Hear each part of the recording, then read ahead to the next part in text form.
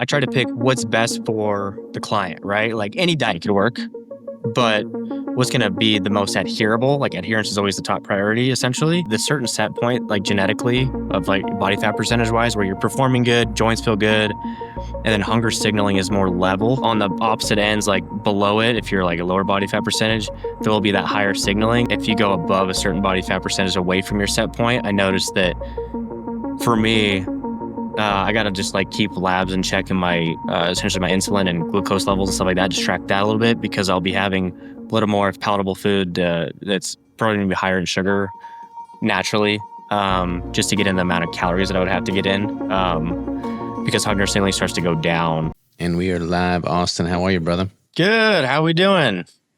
Good, man. You still in? You were in Spokane for a while. Then you were in. Where are you at now? Are you in Arizona? Dude, I know. I'm like a gypsy. I just go all over. So we were down in Arizona for like 5 years. And then we still have our condo down there, but we're up in, if you remember, Coeur d'Alene is right next to Spokane, kind of like right across the border right there. So we're in the Coeur d'Alene, Hayden area now. So nice. I like that spot, man. My wife and I, because we were right there in Spokane, it's like 20 minutes from Coeur d'Alene. So we would drive over there on the weekends. We didn't have any money at the time, so we would just go over there and like walk around the boardwalk. Yeah, and dude, the boardwalk's pretty, the lake. Yeah. It's pretty spot, man. Yeah, that's right. I forgot you had some family, or your wife has some family up here. Did you guys come this summer at all? Or are you going to come over here this summer? No, well, she's got, so she's about to have a baby. We're going to have a baby like literally any week now. Dude, congrats. Another one. Appreciate it, man. Another boy. So she's got a bunch of her family coming down in the next several months to kind of help out with that. But then as soon as he gets a little older, we'll probably go back up to Spokane area because she's got family in Pomeroy. She's got family in Spokane. So yeah, we've got a bunch of roots in Washington, and I like Washington, so we'll go back up for sure. Yeah, that's where we met. That's right. That is where we met, man. That is it is. You've been on the podcast. Is this second or third time on the show? I can't. This might be. Yeah, it's either second You're one or of third. the OG guests. Like, you were one of my very first guests when I first started the podcast way back in like 2016, I think. And then I had you back on, several years afterwards. And now You're right. This is number number 3 time at least. Yeah. Yeah. I like it, man. That's back funny. It's so crazy to think back, like, because you won that show. You won the bodybuilding, and then Tom, if you remember Tom, that's right, it was Tom. Which show was this? It was I think, I don't even know if that circuit's still going anymore, but it was the NGA, it was called NGA, GBO? wasn't it? There's the GBO show. GBO, because NGA is the Natural Federation, but the GBO, and that was untested, and you're natural, and you still won it, so that was... Yeah. The guy, I won the classic, but the guy that won the bodybuilding, he was definitely not natural. He had like, you remember that competitor, man? He was huge. He probably had 100 pounds on me. Yeah. But he was like losing his hair in all different spots on his brain, man. And I was like, what? Looking at him, I'm like, no, I know which one you're talking about. Yeah. Like, what causes that? Do you know what even causes that? Dude, I don't know with the receptors, like if it is from the drugs and it's just like the like downstream of more like aromatizing an estrogen, or if it's more of like a dihydrotestosterone. Like I don't know if it's just genetic as well. I don't know. Yeah. But I haven't seen that type of. It didn't seem like a male pattern baldness. It seemed like a condition of some kind. You know what I mean? Yeah. And it's funny because like I don't know hardly anything about all of the performance enhancing drug side of things because I don't ever dabble with it.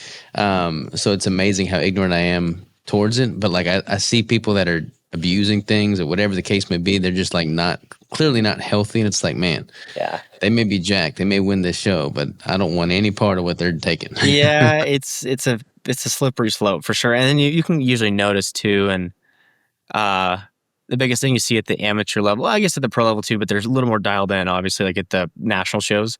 But at the regional level, you'll just see people try to mask the lack of getting conditioned with, pushing more drugs.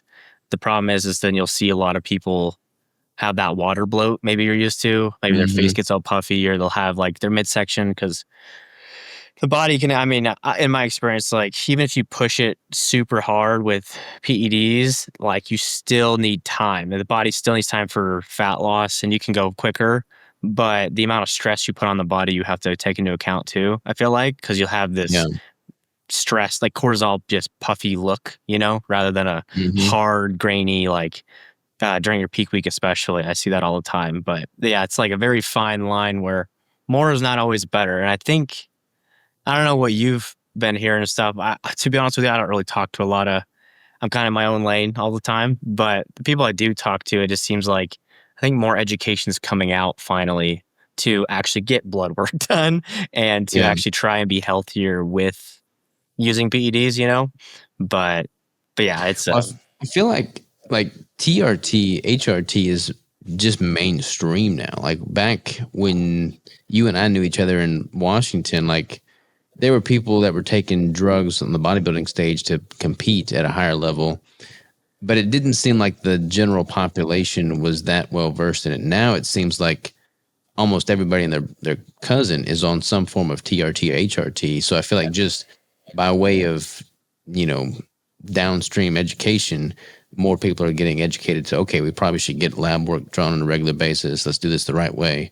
But you get with that just a lot more noise in the marketplace too. That's it. Yeah. And this is actually because you asked me about certain topics. Like, this is an interesting one that there's like a two-sided coin here where one is great. There's more education and available like quality substance, right? Like, actual testosterone from a pharmacy. And the old school doctors are like maybe going out and retiring, or like the more of the new people, doctors coming in, they're more trying to take this approach of lab work and testosterone's okay versus back then people are like, oh, you take testosterone, you're just taking a bunch of steroids. It's like, it's bioidentical. It's like what's in your body. So the good part is it's like there is more education, but like you just said, when there's more education, there's more attention on it, there's more noise, and then it becomes more false information as well, right? Yeah. And so that's kind of the bad part.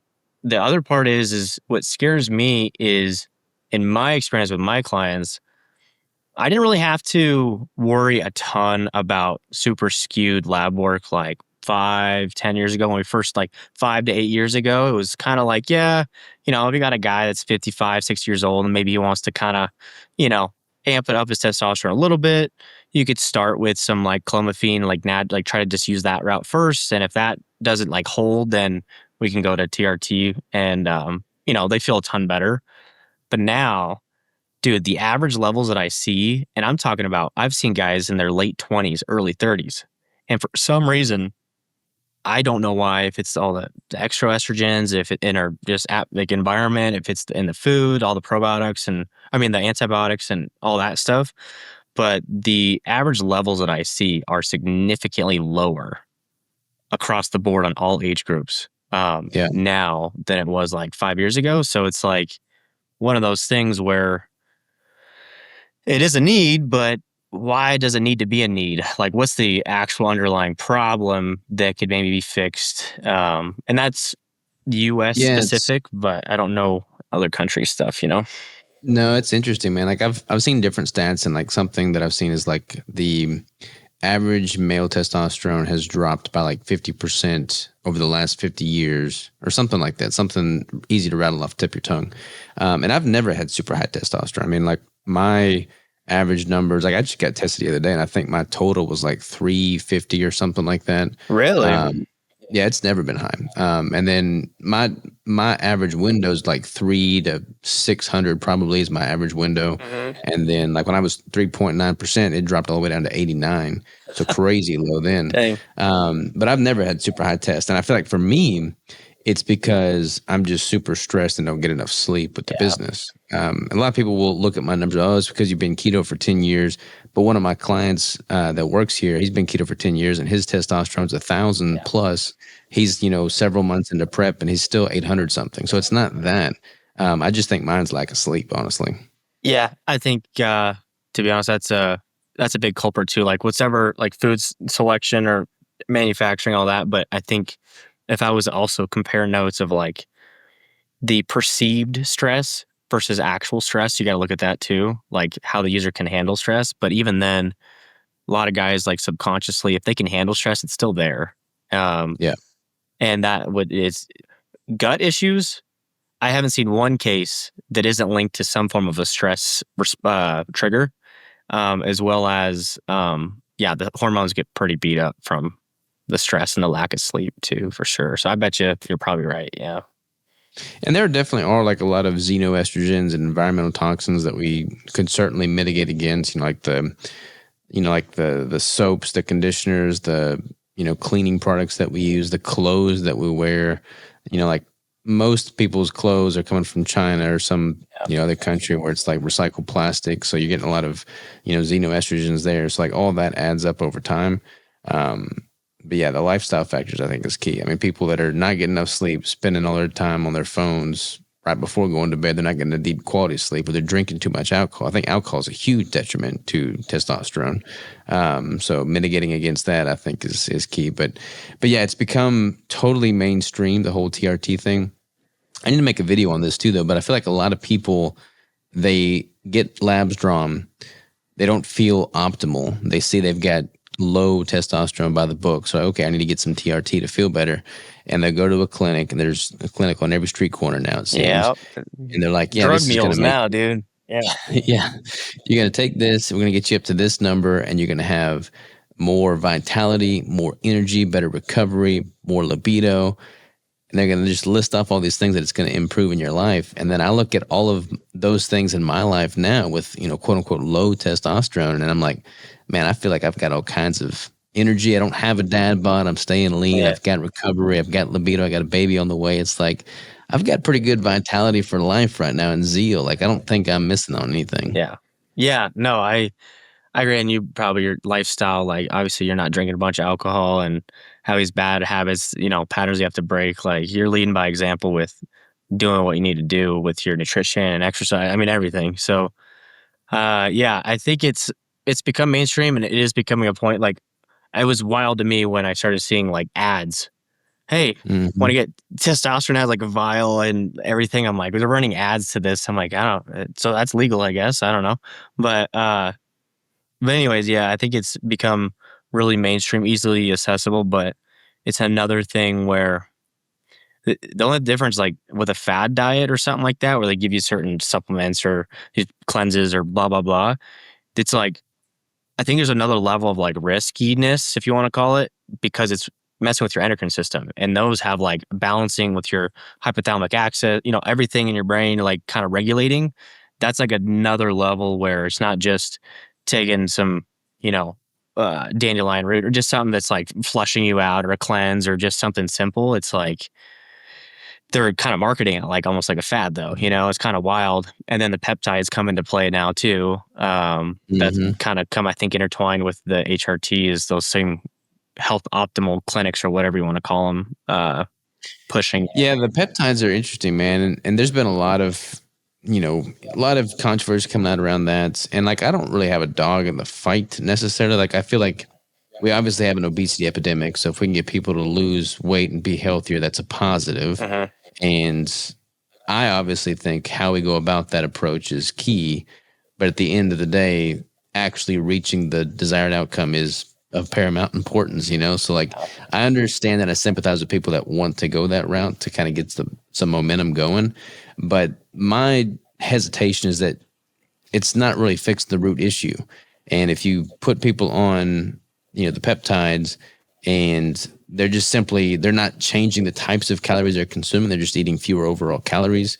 Like, I was getting my hair cut the other day, and the woman cutting my hair had lost 20 pounds using the peptides, and she was all excited. And she's like, now I don't need to eat the whole sleeve of Oreo cookies. I can just eat half of it. And I'm like, okay, what are you doing for protein? She's like, I'll get all my protein from peanut butter.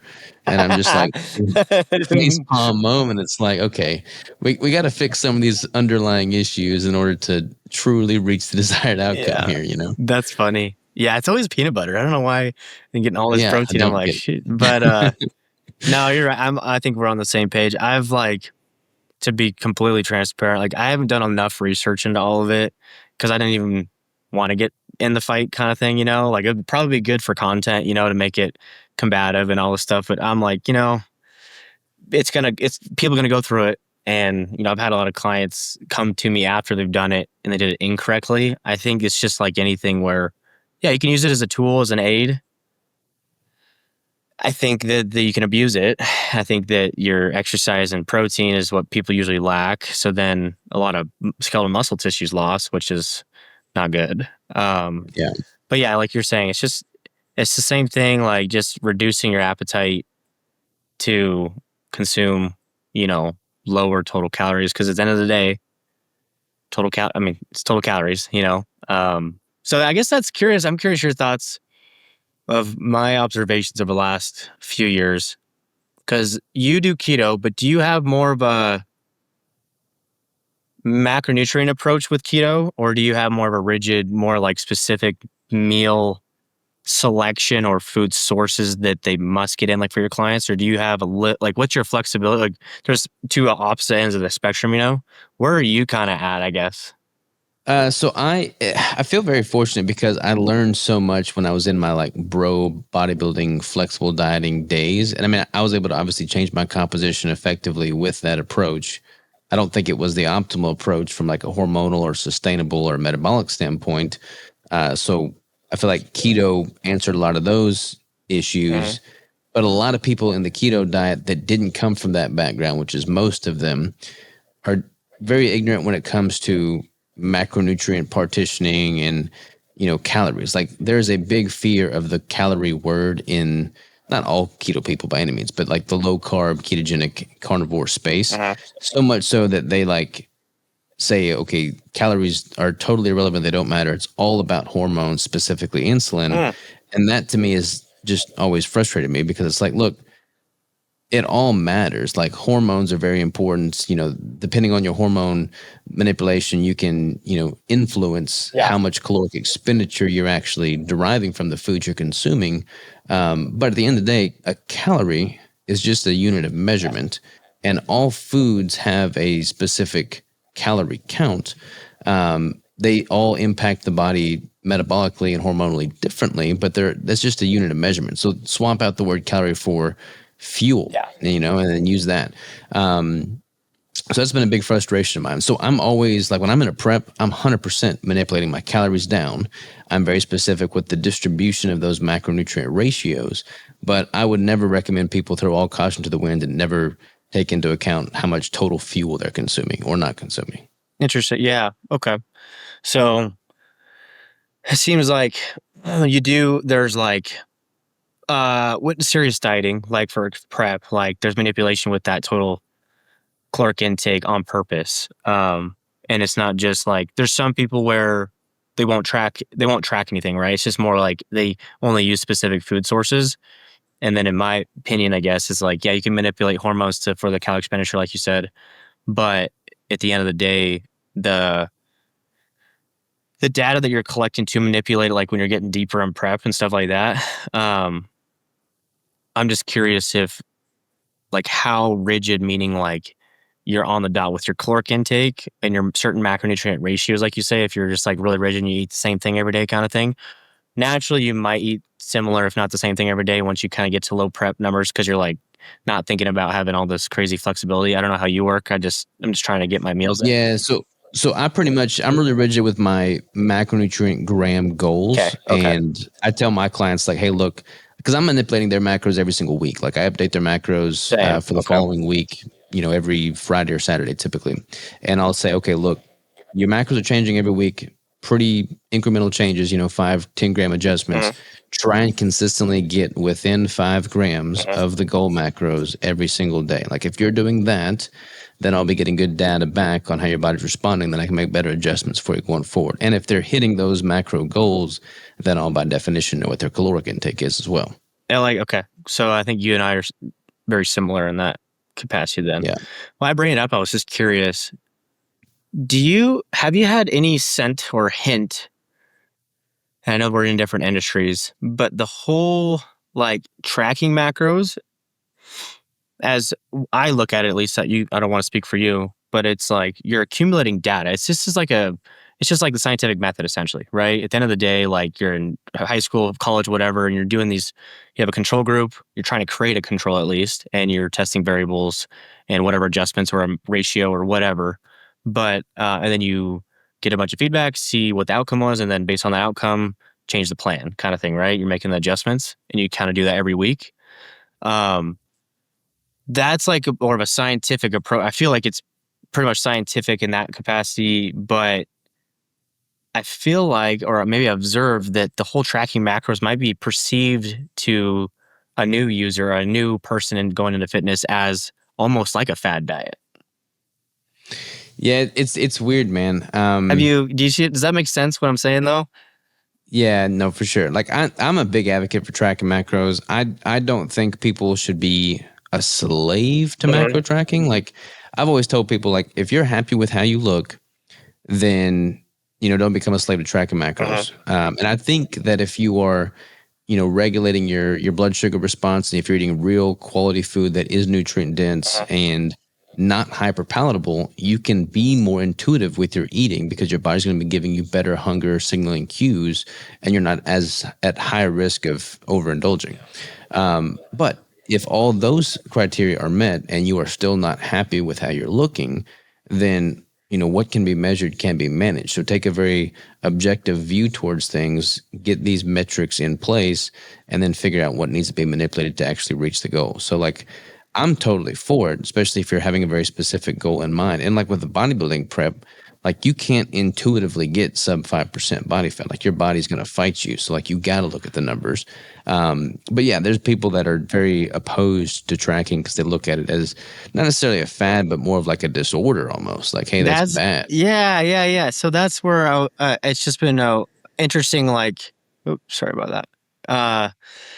Interesting observation. Like, at the end of the day, I try to stay away from. I try to pick what's best for the client, right? Like any diet could work, but what's going to be the most adherable? Like adherence is always the top priority, essentially, and adherence to, like you said, manageable, like actual data that's concrete. But for whatever reason, I don't know if just like everybody, the whole flexible dieting took it extreme, right? And the noise of having Skittles all day and kind of BS like that kind of messed with it. But it just seems to me like, yeah, people, the tediousness from tracking for one, but also it's almost like, yeah, it just seems like it's a food disorder kind of thing. I'm like, well, you know, I try to explain to them, well, do you go to work? Do you get a paycheck, every 2 weeks or every month? Okay. Well, do you have bills that you have to pay? So, and they're like, yeah. I'm like, so you're telling me that you're going to go spend money based on what you think you are making, every month, regardless of if you actually know what you're spending, how much you're actually making. So that means that at the end of the month, like if you're negative $1,000, $2,000, what do you do then? Right. Or does that make sense? Like I try to put a real world Mhm. example where it's like, well, I'm not trying to be, you don't have a disorder by going to work and making money to pay your bills, do you? Right. It's kind of a similar Yeah. perspective I try to give, but yeah. Yeah, no, I totally agree with you on all fronts, man. I mean, I feel like, in a very simple time, in a super simple time, rewind the clock 500 years, Yeah. like nobody is overweight. We don't have an Uh, industry. Yeah. we don't have industry, and like you're bartering with your neighbor for like what you need. Like if you need some more eggs, then rather than going and punching the time clock and getting a paycheck in 2 weeks, you can just trade them some of your, wool from your sheep for some of their eggs. Like you can just make it work. And like that is a beautiful, Yeah. beautiful set and setting. I would love to go back there at times, but like that's not our current reality. Like we have a much more rigid structure, and our psychology, biology, DNA, like are we've evolved from that primitive root structure, but like we live in a very different time. So like you have to take that reality into consideration and adjust things accordingly. Like it would be a luxury to not have to track any food, Yeah. to just have enough activity throughout our needs of survival to stay fit and healthy. But like the reality is, you could literally pay the bills by working in front of your computer on whatever job you're doing and not have any movement. So you wouldn't be checking that box, eating hyperpalatable foods that are delivered to you through DoorDash. I mean, like we are so far removed from what we evolutionary have been, coming from, that you have to have all these other interventions in place, tracking being one of them. I agree, 100%. Yeah, it's just the adapting over the current society for sure, and I think it's only going to keep going in that direction. Obviously, uh, Yeah. like we were talking about with AI and all kinds of stuff, where they'll come out with whatever machine stuff and robots now. Elon's, come out, eat robots, and then everything will be removed. Where it's like very interesting, but it's also like scary in the sense it might be sad because, like you said, I wish I could go back too, because like it's simple, like it's a simpler Yeah. life, and it's just the people, I guess, if you're not afraid of working hard or actually doing things, like it's more Yeah. simple where it's like, okay, I do this, trade it for this. And you probably spend a lot more time, I think, in other countries that aren't as advanced are shown like a lot happier, even though we think they're not because they don't have as much technology or something like that. But they spend more time with their family. They have to do things in groups to like, farming and that kind of stuff. But it's a lot simpler of a life that it sounds interesting. Oh But yeah, it sounds appealing for sure, man. yeah. Especially now that I've got kids, it's like I look at what interests them because they don't have any biases placed in the world yet. So like they don't care what's on my macro tracking app. They don't care what the paycheck is at the end of 2 weeks. They don't care about any of that stuff. They care about rolling around in the mud and going seeing something new. Like that's what matters. But yeah, it's funny, man. Times are changing for sure. But I do think in light of all that, like it's like this past week, I took Saturday and Sunday because I've been tracking pretty consistently, and I don't think tracking's bad. Like I track more often than not because I'm always doing some type of experiment too. But this past Saturday and Sunday, I didn't track at all, and just ate intuitively because it's been significant period of time since I'd done that, and it's kind of weird because like when you track more often than not, and then you allow yourself time to not track at all, it's almost like you have to relearn what satiety feels like, what fullness feels like. Because, like, I mean, I was just listening to my body, but I put down probably 5,000 calories each day, no problem. And I'm like, I should definitely be full, but I could keep eating more if I wanted to. 100%. Yeah, because when did you compete? Like, how long has it been since your show? I did those 5 shows in 23, and then I reverse dieted up from that. And then I had got up to like 200 pounds at the peak of my build, and I was just too heavy at 200 pounds. So I dieted down to like 177, 180. And that's pretty much where I'm at right now. Gotcha. Yeah. No, I agree. Like, usually that just the hunger signaling and stuff, depending on how deep, I see it like kind of like a pendulum. The harder you push, the harder that signal is going to be on the back end. It's just like pretty much managing it emotionally and with brain power, pretty much. But yeah, no, the certain body fat percentage, I don't know if you notice this, it's just like the certain set point, like genetically of like body fat percentage wise, where you're performing good, joints feel good, and then hunger signaling is more level. Mm-hmm. But on the opposite ends, like below it, if you're like a lower body fat percentage, there will be that higher signaling where you might have more. Well, for me, it would be like fibrous food, vegetables, and like not as palatable, like you were saying, and have those to kind of try to get a little bit of hunger signaling down. But then, like, if you go above a certain body fat percentage away from your set point, I noticed that for me, I got to just like keep labs and checking my essentially my insulin and glucose levels and stuff like that. Just track that a little bit because I'll be having a little more, if you want to call it junk food, but just more palatable food that's probably going to be higher in sugar naturally, just to get in the amount of calories that I would have to get in, because hunger signaling starts to go down, and then Yeah. So I don't know. See, that's what's weird for me, man. Like I remember when I first was starting to gain weight, like way back in the day, because I was 115 pounds when I started. Like I was naturally super skinny, and I had to work really hard to bulk. Like it took me significant effort to put on weight. Whereas now, like I don't ever feel like I'm force feeding. I vividly remember force feeding back then, whereas now, like I don't feel like I'm ever force feeding. Like I could easily eat 6,000 calories a day of the most high quality, nutrient dense, steak and eggs, and it wouldn't be effortful to do so. Like it would just go down easy, which is kind of weird to me. I don't That's know why. cool. Yeah, because I know there's a lot of that's interesting to me because of just all the people that I've talked to or just know that have done more of a keto style approach, and just insulin is so much more level, stable, and people will say like it's easier, let's say like dieting too, if they can get into the lifestyle, like actually get into ketosis and manage with food selection and do a real keto style approach rather than, I don't know what your thoughts are, but like a uh, carb refeed, like a modified kind of approach with keto where they're kind of bumping themselves out of ketosis. Or a lot of people will tell me like, yeah, I'm doing keto. And then it comes to what I ask them like, well, do you feel like crap all the time now? And they're like, yeah. I'm like, I don't think you should probably feel like crap all the time if you're actually in ketosis. That's called a low carb diet, you know? Mm-hmm. So, but it's interesting that you say that because just with insulin and hunger, like ghrelin, whatever you want to pronounce it, the spike to help with eating more. But if you feel like you just keep eating, even though your insulin's a lot more stable and your glucose too, that's interesting to me. And I don't necessarily like that because, like, I would love to feel more full. Like, I don't want to eat 6,000 calories and still be hungry, um, Yeah.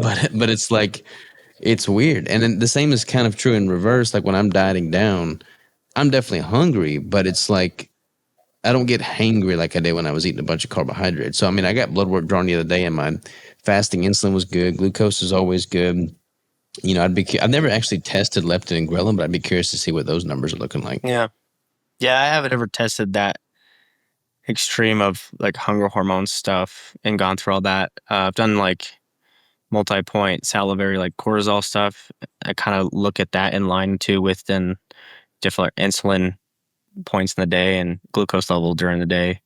But to be honest, the last year, dude, the last year and a half, 2 years, I haven't even been an athlete, so to say, because all my You testing you recovered from your remind me the details on the injury and what all the specifics were on that again. for my pituitary tumor. Yeah. Yeah, that was back a long time ago. So it's funny we bring up like TRT. Like I've been on TRT for I don't know, probably since I known you. That's when Yeah. it was when I was 19, I think. So yeah, at least 9 years. So anyways, because that shut it down. Like we tried clomiphene and ACG and all these things to just try to get it back up naturally. But that tumor, what it was is prolactinoma, I guess is what classified the name of it. So it'd push up prolactin, and that's an antagonist for testosterone. So just like kind of push it down and keep it down. Cool part is I think it shrunk, but just being on TRT for so long and just the suppression of your natural production, since you already have the exogenous, form. I'm trying to have a baby. I'm trying to get on your level, and it's just Hmm. been extremely difficult. So all the last year, I haven't been on TRT for at least a year and a half now, and just blasting high doses. I think I think the anecdotal evidence versus the research like push ACG a lot higher when you're trying to for fertility. I think that you can go a lot higher than what's probably suggested or recommended, and that's what I've been doing is like a little bit extra than I'm supposed to. And So if you're pushing the HCG, but you're off of the testosterone, the exogenous yeah. TRT. Hmm. Okay, and you're getting you've been off of that for how long now? It's been about a year and a half. So it's a combination at first, usually with like my bodybuilders, like my enhanced guys, like depending on the length of time they're on, but also their usage of like, if this is their first cycle versus they've been in the industry for 10 years, the amount of like, time as well as like pulsing certain things like clomiphene. I like clomiphene better, which is a SERM. That's an oral form. And then if they need it, like I'll blast clomiphene. If they need it, I'll put in ACG as well. But I try to just start with like the minimal amount of things to get them back up naturally. Because then you get to a point too where like if somebody's been in it for a long time and they're not trying to have kids and like trying to go to the next level, then you've heard of maybe like blasting and cruising and stuff like that, where they'll have Hmm. more levels during into prep or certain parts of their off season, and then they'll come down to, let's say, medicinal dose would be 200 milligrams a week of testosterone, No maybe. one's like cycling off anymore. It's Yeah, they don't blast even cycle cruise. off. They just like the delta or like the change in how much they take, they try to do less because it'll help resensitize the receptors essentially a little bit. Hmm. So if you're just blasting all the time, it's just like anything else in the body, the tolerance kind of concept with like caffeine or anything, right? That'll kind of happen as well with the receptors. But anyways, yeah. So me personally, I've been blasting. I did clomiphene first to see, and it just really wasn't enough. And so I've been blasting clomiphene with high doses of ACG, and I'm finally back up to, I think my last lab was mid 700s. So it isn't going to be as high as like on testosterone, but It's more about like the fertility components of like your sperm quality, count, motility, all that kind of stuff. Yeah. So that's what we've been working on. And Well, that's exciting, yeah, man. so That's we'll super see. We exciting. just started actually, hopefully Kaylee's okay with it, but we just started, I'm pretty open about everything, but because I think there's a lot of people that have been struggling with this. I didn't even know. And Yeah. once I started like bringing it up, people like, oh yeah, I had a friend that's going through that too. And then they had a friend and everybody's doing like IVF. We haven't gotten there yet, Hmm. but we're started with what's called IUI. I don't know if you're familiar with that. Hmm. But that's where we're starting just to see, because I think I was the problem. And if they can kind of, we can get it figured out there. If not, then we'll have to move to IVF. But yeah, Well, my interesting. fingers are crossed for you, man. Thinking and praying for you. That's exciting for sure. This will be your first one, right? To be the first one, yeah. So we're time. It's all up. It's not up to us. So we're just praying, and when it happens at the right time. So Yeah. That's awesome, man. but, Super awesome. Well, keep you posted there for sure. yeah, because so any day now you're saying with your Yeah, so like my son Rigel, he just turned 3 like 2 weeks ago. And then we like Crystal's due end of this month with our second. So like she could literally have a baby. Like I could pause this podcast and be rushed to the hospital right now. I mean, like any day now, and any day in the next 4 weeks is totally up for grabs. day. So yeah, it's kind of where we're at right now. I've got my whole calendar blocked out after the next week because it's probably going to happen soon. Yeah, dude, that is awesome. So happy for you, man. And I can't believe your first one's already 3. Yeah. I know. Are you guys Yeah, gonna have more, or is it 2 and done? I That's don't know, tough. man. I feel like we'll probably know after we've had the second for a little bit. But like it's interesting because I mean I don't know anything about parenting. I'm learning as I go. There's no rule book for this. I feel like we've got a really respectful kid. I feel like he's super smart. I feel like he's really healthy. He's like in that definite, devious, mischievous, defiant stage right now, which is trying because it's like I take responsibility for everything. I feel like I'm failing him in some form or fashion if he's just crazy right now. But everybody's like, no, he's 3. So just take it with a grain of salt. But everybody that I've talked to that's had more kids always says have more kids. So like, Yeah. I got to consider that too. Yeah. Well, you guys it'll all align how it's supposed to. But yeah, no, that's awesome, dude. I'm really happy for you. Well, I'll have to just be on the lookout. Maybe there'll be a baby post, or I don't know. Just maybe you'll shoot me a text, or I'll see it on your Instagram or something like that. Yeah, for sure, man. What do you guys have a name yet? Yeah, so Rigel is his full name is Robert Rigel Sikes. So Rigel is the brightest star in the constellation of Orion, which is my middle name. And then the second one, we're like, okay, we got to do something. We can't do another star in the constellation of Orion because what else we got to pick from? Like Beetlejuice or something? It's not gonna be a good star. So we're gonna name him Hazen Wilder Sikes. So Dude, that's sweet. Yeah. It'll be cool. It's interesting to me, like the unique names coming out now, because that's what Kaylee, she'll just start rattling them off. All right, don't even think about it, yes or no, and she'll just start naming all these names. And I'm like, oh, okay, yeah, oh, that's different. So there's a lot of different names coming out, and that's cool. I like that. Appreciate it, man. Yeah, I mean, I call Raj. He's got all kinds of nicknames. So we'll probably call Hayes and Hayes or something short like that. Mm-hmm. But yeah, man, having boys, I wouldn't know the first thing about having girls, but Rigel, he's like full blown boy. Like yesterday, I came home so my wife could come up here and work out, and like first thing he wanted to do when I got home was drive his electric tractor to the yard, take all of his clothes off, and then just jump into this big mud hole. And like That's I spent the next awesome. 30 minutes spraying him off with a water hose. Like that's just my day right now, which is awesome. Dude, that's awesome. Do you have one of those electric, like, what do you got, like a skid steer, or not a skid steer, but you have like a tractor or something like that? Yeah, so he's got a little tractor and a trailer, and then it broke down, so I got him a little 0-turn mower, and he had that just like my mower. And then we got the tractor fixed, so now he's got a tractor and a 0-turn mower, and he just spends hours in the yard just driving around and going through puddles and stuff. That's awesome, dude. That's super cool. So Oh yeah, we love it. That'll be you for dude. too long, I'm man. hoping, man. Yeah, because I don't know if there's any validity to this. It's so funny. Kaylee just likes to research a ton of stuff, and then she brought up, she's like, it's gonna be tough. I'm like, why is that? Because I'm only 5'6" on a good day, probably 5'5" most of the time. And Kaylee's 4'11", And she's like, "Oh man, if we have a boy, this kid's gonna get bullied all through high school."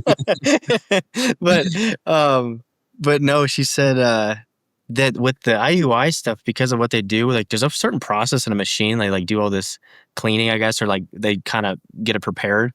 And once they like kind of bypass and they go directly to trying to implant to the egg, pretty much, the male, I don't know, there's validity, right? But Kaylee was saying that what she was researching is the male sperms swim a little bit faster on the probability of having a male or a boy was like 3 or 3.5 to 1, I think, when doing IUI.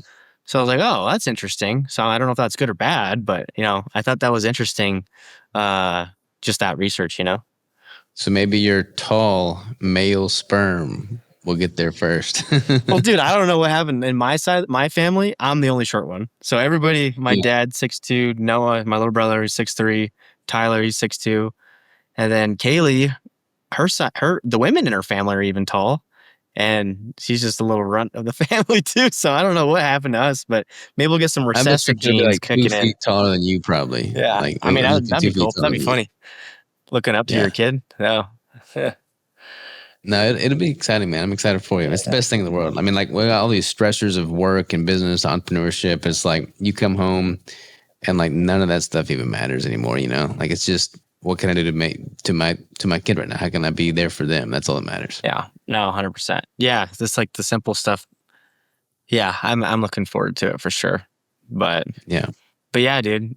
Other than that, I think that's kind of all been new with me, with family stuff. You have your man, you told me a while ago about the whole facility that you got going now, but do you still run in all the keto brick stuff and do you have any, is it only the keto bricks still, or do you have any other SKUs, I guess, or whatever you want to, products? Yeah, we got all kinds of things working, man. So we got the facility. So I've got my own gym in there. I'm building out my gym with more equipment. We just put a shower in this past week, so I got a legit shower in my gym now, which is nice. Got the podcast studio. We're gonna start doing a lot more in-person podcast. We got the Keto Brick Kitchen, and then we got like an apparel side. So we're totally revamping our apparel. Like, I'm getting the website redone now. We're totally changing how we're doing the apparel. So we're going to roll that out as a relaunch later this year. And then I've also got plans for 2 other businesses at some point in the future. I'm like a serial entrepreneur, but I got to be careful because I need to like get everything that's currently active honed in and dialed in. You and me are very similar. Yeah. New. So I've got that. And then obviously all the stuff for the content, like keto bodybuilding, the course, the coaching, all that stuff. Yeah. But yeah, always something work. I need to get you out here, man, to Arkansas. Yeah, no, I've been thinking about that because I want to come out and then I want to bring, if you don't mind, bring my brother, because you have your media guy, right? But I have my brother's so we have a media company that we run up here in Idaho. He's more specific in all the real estate, videography and photography and stuff. And we do like drone work and the whole thing. But he's done a lot of my content because he's the smartest dude I know with that stuff. I don't know anything about it, but he loves it. He's your brother? Yeah, he's my brother. So I was like, yeah, awesome. We can get some content or something like that. I'd love to come out and see the facility, Yeah, for sure, man. Let's make it happen. And once this baby comes, like, I'm just going to, what I'd really like to do is because I've got like a separate realty company as well, like that I purchased the building through. And I want to start, buying real estate as an investment. And I'd like to get a place not far from our facility that I could have as an Airbnb, but then anytime people want to come out for a podcast or just in person, whatever, I just book out that house as an Airbnb for them. That way I could host people more, efficiently.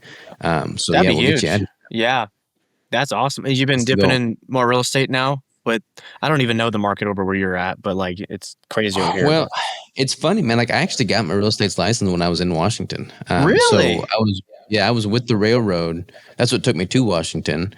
And then I was trying to start my own business there. So I was going to get into like rental properties. So I got my license for Coeur d'Alene, for Idaho and Washington. And I started working as an agent, buying and selling agent. And had a few people buy houses through me that were also with the railroad. But the whole goal was to just buy rental income properties. But as soon as I quit the railroad, I lost all my financing for the rental property. Yeah. So then I went belly up, got to like $250,000 in Yeah. debt, and then started the business. Yeah.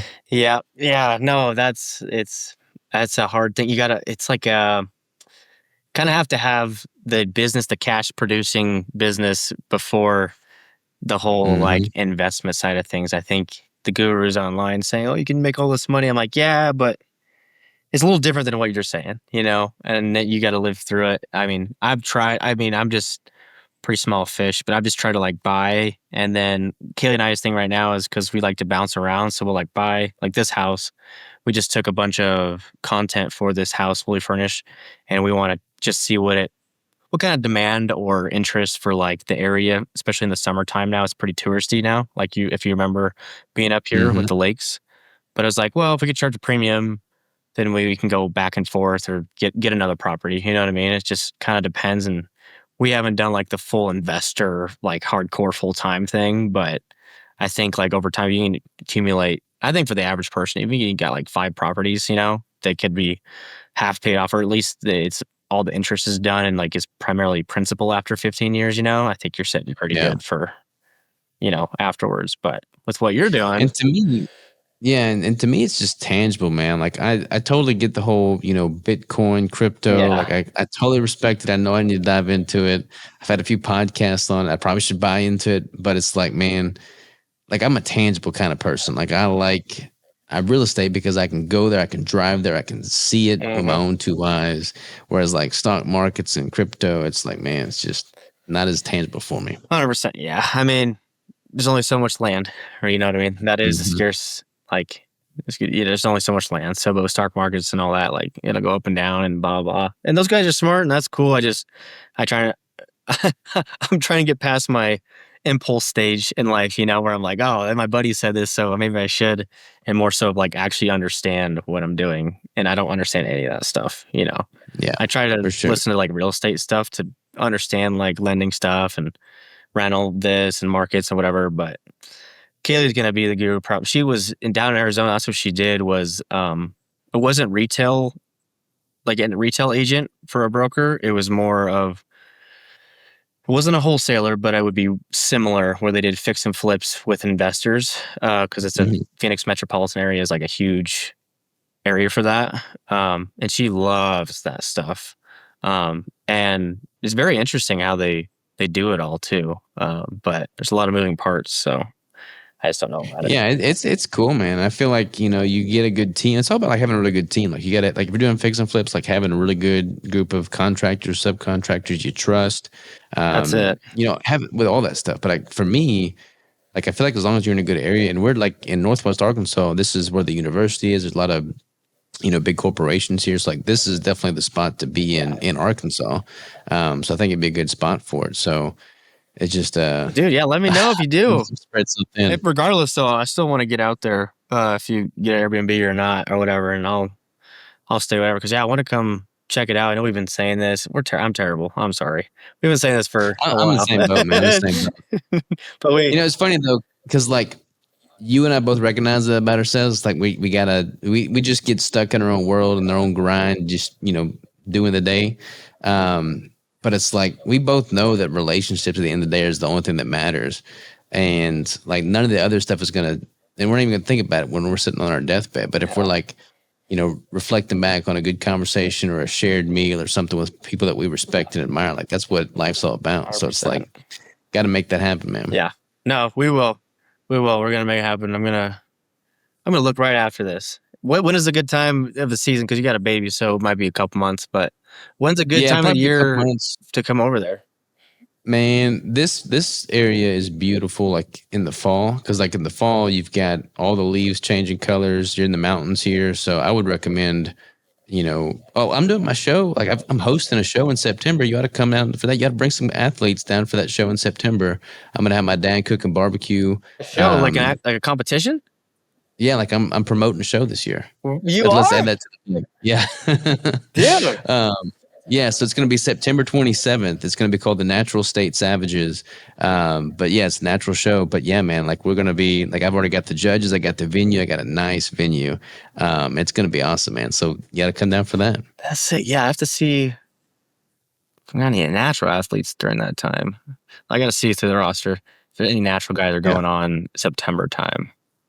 I'll take a look. I know they got some enhanced guys, but that won't work. Yeah. Well, I tried to because like you got like within the WNBF, you've got Worlds in November, so you've got a lot of people doing shows, leading up to Worlds to kind of like get qualified and everything for that. And this will be a pro qualifying You show. got to nice. Yeah. So yeah, it'll be as long as we get enough competitors, so it should be good, man. Good for you, dude. Well, yeah, maybe that'll be.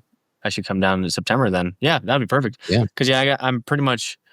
That's right. Because I run another business and it's just seasonal, June through August. So right after that, I might be actually perfect timing. Just because I'm going to leave Beautiful. and Kayla and I'll probably go back down to AZ in the wintertime anyway. So it'd be kind of nice to go somewhere for September. That'd be nice. Cool. Yeah, let's do it. We'll swing through Arkansas on your way to Arizona, man. Yeah. little roundabout trip, little scenic route. There you go. Kaylee would love it. Yeah, she likes doing that stuff and stopping at all the tour like lakes and stuff like that. So yeah. No, her and Crystal need to meet. They'd get along good. Yeah.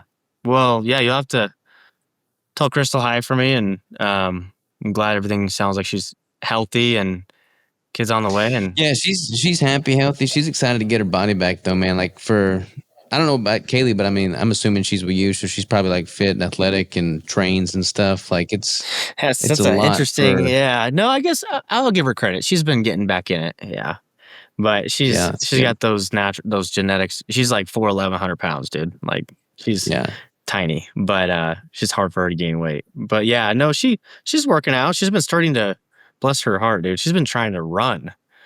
And I'm not a runner, but she's been trying to like weight train. And then with my sister, she's like, they do running like 2 or 3 days a week. So this whole hybrid thing is like really popular right now. I feel people are pulling up run clubs and stuff around locally even to me. I'm like, dang, all right, cool. Yeah. I mean, I don't mind running. I'll run every once in a while. Like I ran this morning for like a mile, you know, like nothing impressive. But yeah, I'm definitely not a runner. I like my background, believe it or not, was playing basketball growing up. And I kind of got into this. I don't know. I got not recruited, but asked to coach this high school of these kids locally to me. And I was like, oh, this is a great opportunity to maybe just get involved in the community. And it's been a ton of fun, but I'll like run some games with them. And I'm like, oh my gosh, yeah, I need to do some more cardio.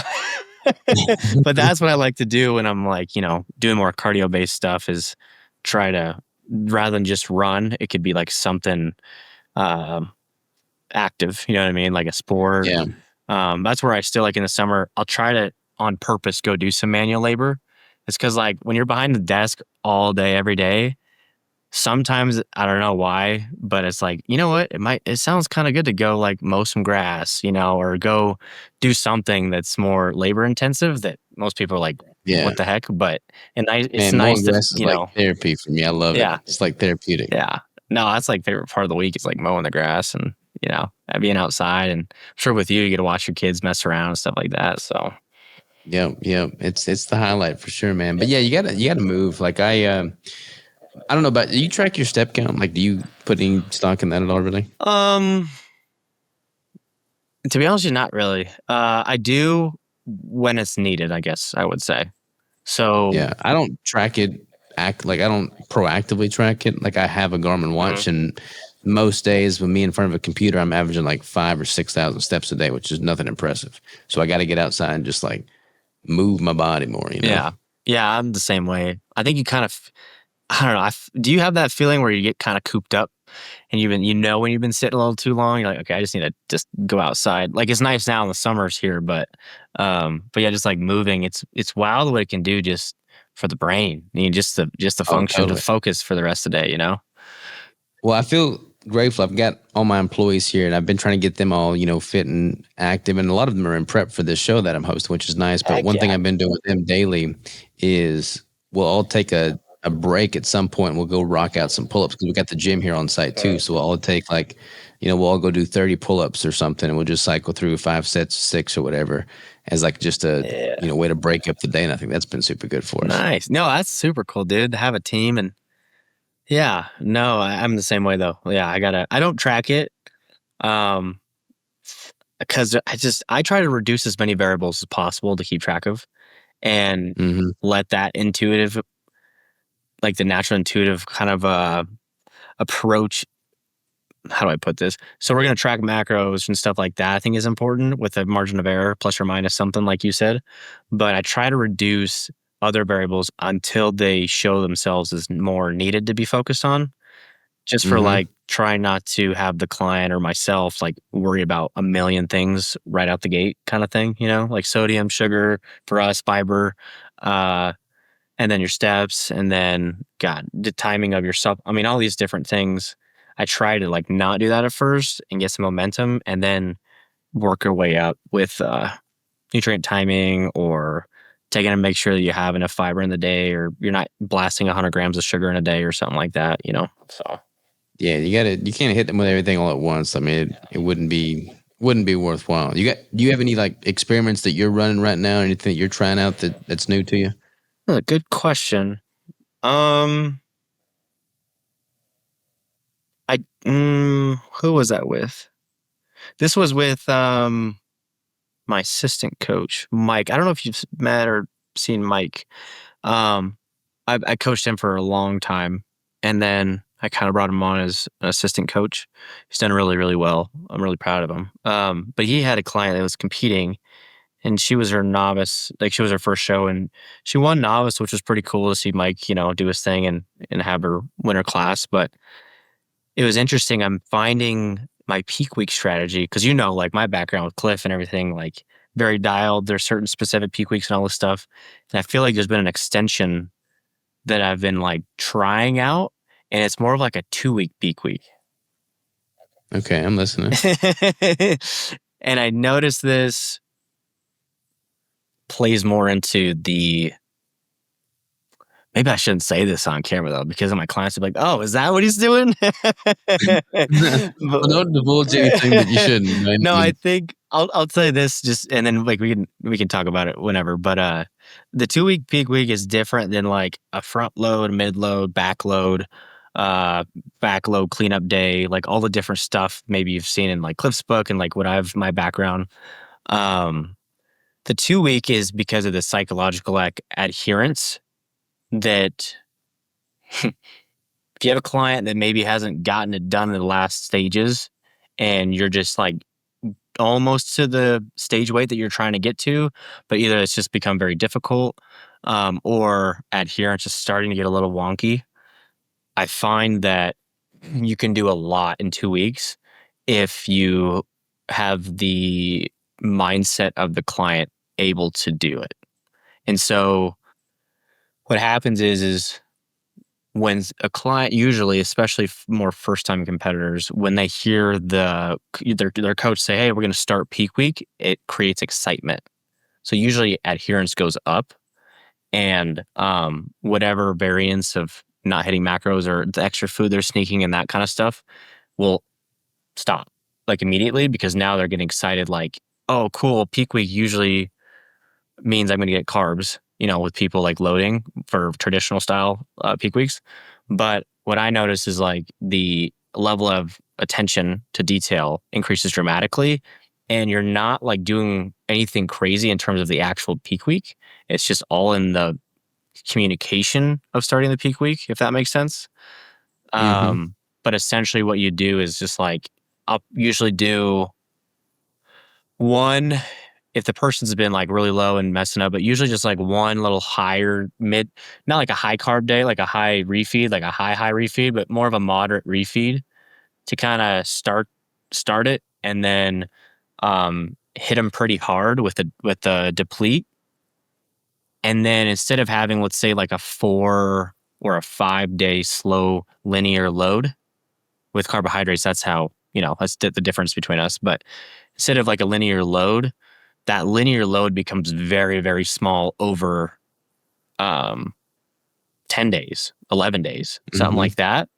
And The interesting part is you would think, because when you do a huge depletion and then you start adding food back in, you're still in a heavy deficit if you're making small additions to your calories. Because, for example, like just to give people listening like context, let's say that your maintenance, this is not going to be what it is. So let's say your maintenance is like 2,000 calories and you're eating, 1,200 calories at the very end or something like that. And you start adding food back in like 100 calories. So 1,300 calories, 1,400 calories, you're still in that deficit, even though you're adding calories back in. Does that make sense? Totally. So you would think that the symptoms of just the huge deficit and the hunger and just the lack of energy and the focus or whatever would be still very dominant. But like I said, it's been interesting because the communication that we're starting peak week 2 weeks out versus, 7 to 10 days out. I think it's an emotional, it's adrenaline, it's whatever the emotional component of them getting excited for the show, and adherence gets a ton better. And then because you're still in the deficit, even though you're adding small amounts of food, you're losing fat. Like you're losing the more body fat that you needed to lose to get to where you wanted to be for that stage weight projection. So the difference here is like, if we didn't do it, like I've tried it, who will know? I don't have like a control to kind of compare against for that specific one individual with 2 different types of peak week, right? I don't have that data yet, but it's more like, okay, if we start a 7-day out kind of peak week, would we have gotten to this conditioning if we did it this way versus if we did that 2-week peak week and how we communicated it to get us started? And does that make sense of the end result essentially? Yeah, the psychology of prep and peak week specifically is a whole nother thing in and of itself, man. Like it goes, like human psychology especially goes way beyond just like the macro manipulation, because the hormonal repercussions of their excitement or lack thereof in that finite period of time also changes their caloric expenditure. Like there's so many freaking factors that go into play. Experiments on your testosterone levels, thinking that you have lower testosterone, then all of a sudden it drops. Thinking you have high testosterone during prep. They've had studies on that with people that are lifters and stuff. And if they think they have high testosterone, usually it doesn't decrease as much. It's interesting. It's crazy, man. It's crazy. It's totally science, which is why I love it. Like there's always something to manipulate and try and tweak, and then being able to see the outcome with your clients is super fulfilling. Yeah, man, I love it all. I love it all. Have you followed along with any of this sugar diet stuff? Has that been making waves in your space at all? I don't know. I don't know about sugar diet. I don't know why I've seen this guy. Maybe he followed me and I followed him back or something. But was it like a snake diet or something? It's all sugar. Yeah, so because there might be multiple people now doing the whole sugar thing. Multiple people, but he's kind of one of the ringleaders. Oh, really? I don't know much about him. His name's Cole. He was doing like hardcore keto and then fasting and then carnivore. Now he's doing like eat nothing but sugar. So he's like all over the board, but he's kind of like, he's always just yelling at people. Yeah. He did get my attention probably because, he's just yelling. Yeah. I thought it was kind of funny. But yeah, Mark Bell, who I'm good friends with, is doing it, and they've had each other on the show before. And I'm not doing the sugar diet, but interestingly enough, the main mechanism of action of the sugar diet is because of a hormone called FGF21, which is amplified in the context of low protein. So like basically when you reduce protein, which people are doing by eating predominantly just sugar, that hormone increases in circulation, which supposedly ramps up metabolic rate to the tune of about 500 or 600 calories.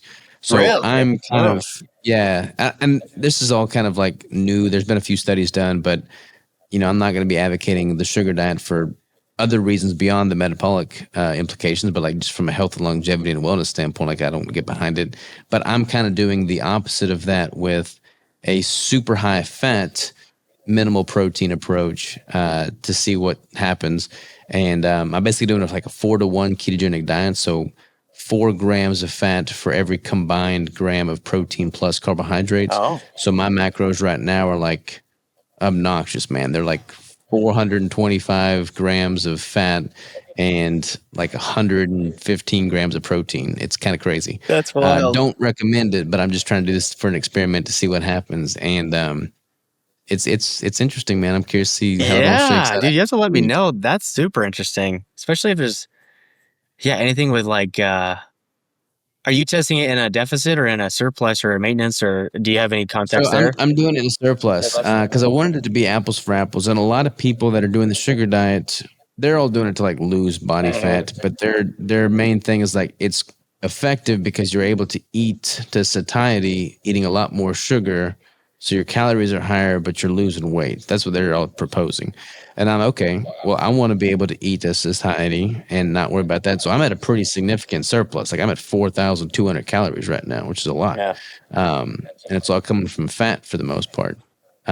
So satiety's there, cognition's there, mental clarity's there, ketones are there, glucose is low, and my weight's holding stable at that intake, whereas my maintenance is like 3,000 calories. So Wow. interesting to see for sure. Yeah. No, that you'll have to let me know because that is super interesting. Of if there could be understanding if it's certain enzymes or proteins, like you were saying, or if it's something to do with the adaptation to like just I don't know because you've been in ketosis probably for I don't know how long, but if Long anything time. that has to do with it, or just because that's a significant increase in caloric intake to stay maintenance out. You'll have to let me know if you think that it keeps maintaining your body weight even with the higher intake than what you suspect would be your maintenance. Um, or if it starts to pendulum where it's like it ramps up to offset the increased calories, but then over time it And it starts to drops slow off. down where like you start to see the scale start to come up like after a month Yep. or so. Kind of like a post-show period if you've noticed that, like just you're starting to feed and you can really like metabolic flexibility is like super high in my opinion, where you can start ramping things up if you do it controlled. And then but over time, like that, I don't know if you've experienced this, like after a show, you get like huge palms, vascular is crazy. It's like, it's just like pushing against the skin so much harder, the muscle. And you'll get like that shrink wrap effect growing out for the first 10, You 15 feel pounds, invincible. Yeah. right? And then all of a sudden you kind of start to get soft. Like it gets to a Yep. peak and then you're like, okay, level out. Yep. And I've noticed with that, I feel like when I go through the reverse diet, like the first 2 months are like super solid, and months 3 and 4 and 5, it's like you start to deflate, so to speak. And not that your performance deflates, but like that look that is just so appealing is kind of on the wayside. But for me, I've noticed that I put on more body fat after my reverse period when I'm super aggressive with the protein. So I'm not advocating people taking low protein by any means, but I do think protein in excess could certainly be a contributing factor to, just unnecessary body fat gain. So I'm curious to see if I can maintain a higher caloric intake, but at a more reasonable protein intake with this experiment, if I can keep that, under wraps, so to speak. So that's interesting. So you're saying when you've done prep, like deep into prep, right? Like going into your show, you've noticed a difference in like the rebound component or like just fat accumulation if you Fat accumulation post show. post show Yeah. when your protein was higher. Yeah. Of course, overall calories are higher too. So, like, Okay. obviously, that's the main contributing factor. But I feel like even when calories are equated, if I'm at a much higher fat ratio relative than the protein ratio, I tend to put on less body fat. So that's been interesting to find. Yeah. Yeah. Thank you for experimenting and controlling yeah, that's super interesting. Yeah. I wish more people would do that rather than post show. Yeah, It's just always a something. all hell breaks loose. You know what I mean?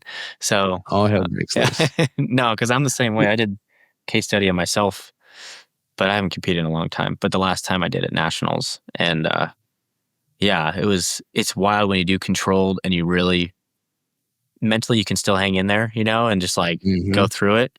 Because I think I added like I want to say, well, it isn't as crazy as probably your numbers with what you're saying with fat intake, just bumping up total calories in general. But I still had shredded glutes, definitely 8 weeks out, 8 weeks post show, and then I know 12 weeks post show is like I was holding some good line even in my glutes a little bit, but it was like that breaking point where by 16 weeks I was like starting to kind of Hmm. deflate as you were saying. But yeah, if you do a control, man, like I think I added like 400 grams of carbs. So at the lowest I was like 100 and I want to say 30 or 50, somewhere in there. And We never really go below 50 for our fat unless it's absolutely necessary, but that's probably 50 grams of fat. For normal days, I would have 1 refeed a week, but then I think I added like 400 grams of carbs and then like 50 or 60 grams of fat in an 8-week period. And it was like just ramping up. The metabolic flexibility is just nuts, but you have to do it like controlled, because if you have the binges, that's what screws it all up. You know what I mean? Yeah. Yeah. And see, that's what happened to me. Like I was super controlled for like the first 2 or 3 months. And then I was like looking great and holding steady. And then it's like, all right, screw it. I'm hungry still. I don't have a competition anymore. Like, what am I doing right now? And then, it'll get you in trouble. So then I'm ballooned up to 200 pounds. And then I was like, I'm just too fat at 200 pounds. Cut it down. That's funny. That's awesome. Such is life. Listen, man, I know you got all kinds of things cooking today. I don't want to keep you too long, but let's definitely get it in the books to have you come out here. I'd love to have you come out for my show. Would love to see you in person one way or the other for sure. And just keep the conversation going, man. Yeah, I would love that. I'm going to take a look at that. And then maybe we'll tell me a time in September that would be ideal, because I know you got baby on the way, which you have to let me know when he's here. But yeah. Hey, let me know when you got one coming. Oh, dude, yeah. Kelly said I have to wait first trimester. If we get it through it, then she's like, you can tell everybody. I'm like, okay, cool. Okay, that's fair. You got to respect the ladies' wishes. Yeah, exactly. For sure. Well, Austin, man, super excited for you there. Congrats again. Where do people go to find out more about you and dive into your world? The plug. I think right now, just the old Austin Paulsen Fitness. I'm terrible at marketing, obviously, so I have to put my name on my shirts, So AustinPaulsenFitness.com. I like it. Well, sweet, man. I'll link out, make it easy for people to find you. Keep in touch, brother. And if there's everything I can do for you, man, you just let me know. Perfect. Same as you. Thank you.